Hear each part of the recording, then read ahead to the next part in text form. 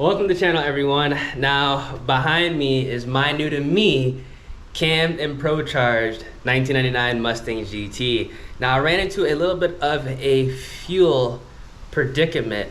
Now, what I was trying to do was put a spare Tremec transmission in the trunk of this car so I can get that built.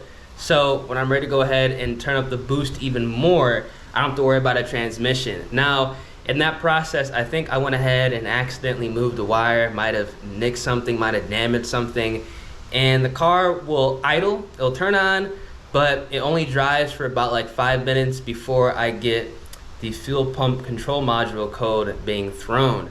Now, I decided to plug up my SCT tuner from my Shelby GT50 in this car, and that's the code it's reading. So we're gonna replace that and hopefully get the first drive, the first real drive under the belt today. So if you guys enjoy the channel, drop a like on the video, subscribe to the channel, and also turn on those post notifications. Let's go ahead and hopefully fix the issue. Now, I know the trunk is very dirty. I have to go ahead and fix up a couple of things as far as appearance wise goes, but as you guys can see here, this is the OEM forward fuel pump control module. This is the unit that the computer is telling me is failing. It looks old, which is good. Hopefully this is the issue. I do have a replacement here. This is a dormant part. I don't like dormant parts, but the OEM part is gonna take about 5 to 6 days to get here. I don't really wanna wait 5 to 6 days to not drive the car. So we're gonna go ahead and slap this in here. Hopefully it works, hopefully it runs, and then when the OEM part comes, we'll just swap that back. So we'll be good to go. But hopefully this is the only issue, man, because I'm under the assumption that, well, the computer's telling me this is the problem. The inertia switch is pressed all the way down, as you can see here. The fuel pump, I'm like 99, well, let me stop there. I'm like 50-50. I'm pretty sure the fuel pump is good. If this doesn't fix it, it's probably the fuel pump, which, again, which would kind of suck if I have to replace that, but, you know, it is what it is. We're going to upgrade it. It's a Holley fuel pump in here. It's actually one of those, like, larger ones that is E85 compatible, because this car runs on E85. Let me go ahead and swap this out, and then we'll see if we can get this thing to not only just start, but to actually run. All right, so I got it plugged in. Hopefully this baby starts up. I'm just gonna go ahead and prime the fuel pump. Let me actually roll a window down in here real quick. Hold on.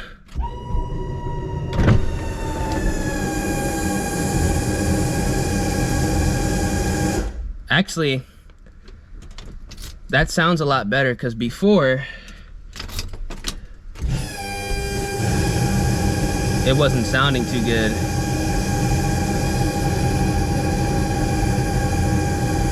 Let's just prime it up a little bit. Do it 3 times, and then we'll actually try to get it to start. Let me plug my SCT in here. All right, so you got it to prime. Let me go ahead and get my SCT set up. All right, y'all, let's get it. First start.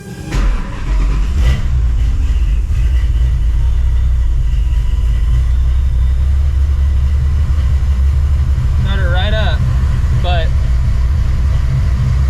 driving is going to be one thing. I'm gonna let it get up to temp real quick.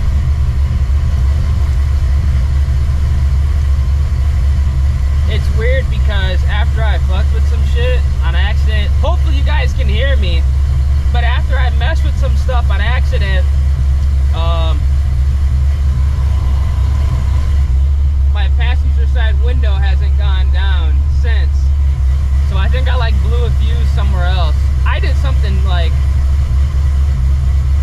pretty dumb. All right, let me go ahead and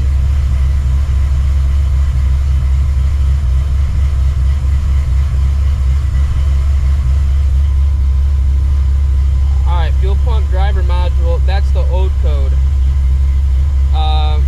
That other code is, this is from the 350, so it's gonna have that not code because this car obviously doesn't have knock sensors and it's CAMMED. But hopefully this works, man. This is like literally the device from the 350. So it's calibrated to the 350. So it has some like DCT readings on here that these 99 to 04 cars wouldn't have. So we'll see. All right, hopefully y'all can hear me. I'm gonna try to pull it out right now, let it idle for a little bit.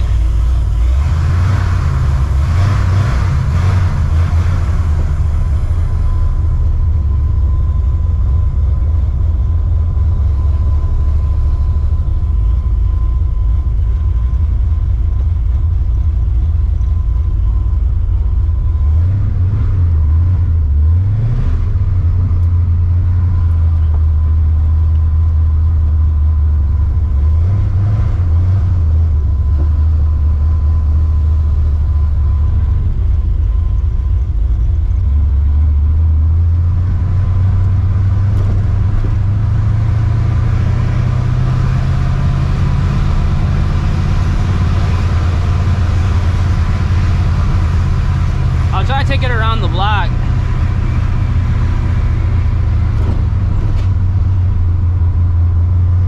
I'm not trying to go too far. This is still a test drive.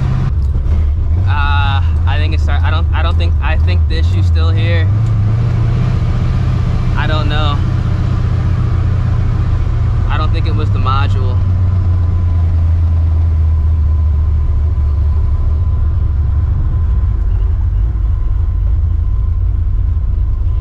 Unless I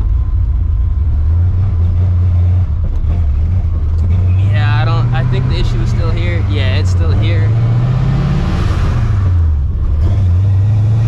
I think. Damn it, dude.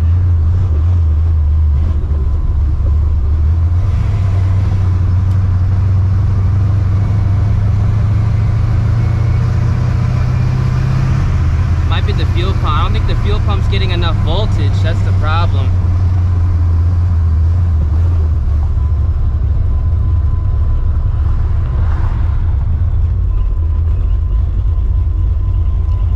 I'm gonna pull up over in here real quick.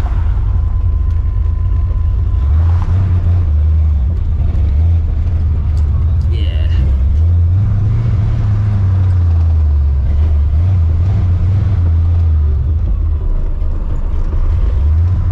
Like it's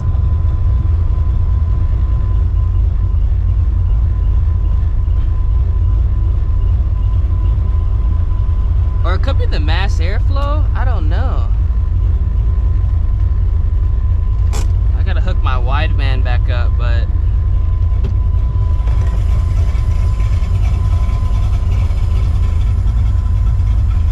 let me try to read the codes. If there's any codes that are showing.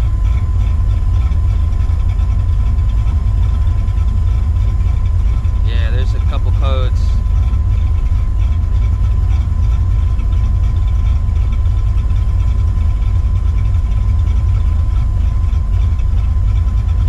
Actually, I'm not even getting the fuel pump code anymore, and it definitely would have gave that.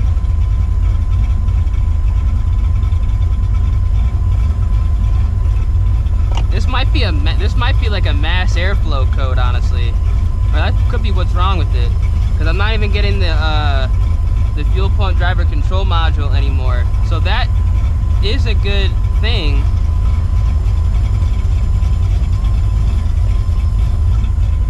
Hold on, y'all. All right, so I literally just unplugged and kind of wiped off and cleaned the MAF sensor. So we'll see if it starts up again. I did look at the codes. The fuel pump control module did not pop back up, so that definitely was an issue. If this doesn't fix it, my catch can, I just noticed my catch can, like the filter, it's kind of ripped, so like the actual can position is actually like exposed. I'm not too sure if that would throw something off, because the catch can on my 350 is not like this design. It's actually like held down by screws, so this doesn't happen. But I have a new catch can on the way, but hopefully it just starts up and I can at least like drive it. But if it doesn't fix it, then maybe it's the fuel pump. We'll see.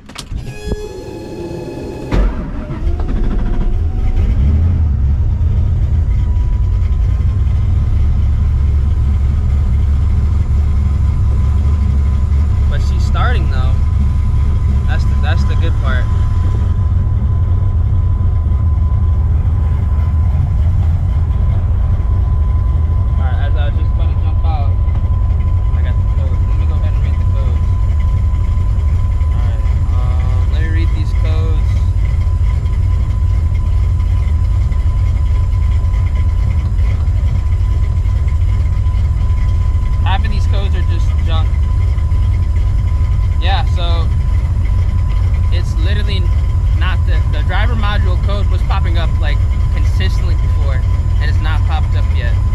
So that definitely was failing. So at least we fixed that issue.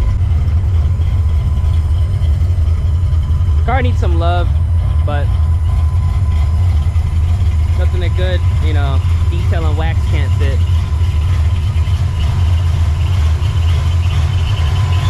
I gotta fix my coolant holder.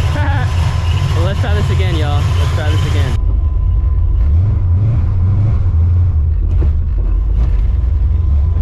Yeah, there's something else wrong. It's like bucking. This sounds like this honestly feels like an air-fuel ratio issue. I gotta get this wideband hooked up, but you guys can see like this thing is like, yeah, I don't, shit.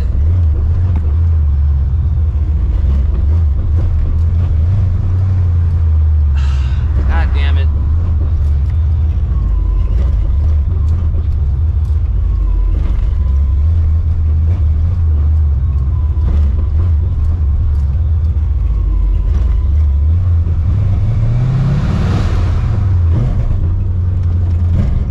Like, somebody help me out in the comments.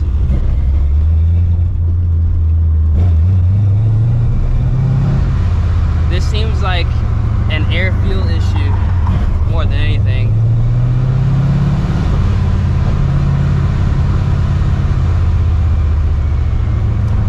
It definitely seems like an air fuel issue. Alright, so honestly I have no idea what it could be. I think the best thing to do right now is to take it to a shop and get it diagnosed. So I'm not going ahead and firing the parts cannon because I thought it was that control module, but I guess it wasn't, because I did go ahead and check the codes again and I did get that code thrown again. So maybe it's a wiring issue. I'm not too sure. Maybe it has to be reprogrammed. We'll see, but I'm definitely just gonna go ahead and take this to a shop like tomorrow, since I'm making this on a Sunday. Take it to a shop tomorrow, hopefully get everything ironed out, because I want to drive this car. Like, it was almost got it.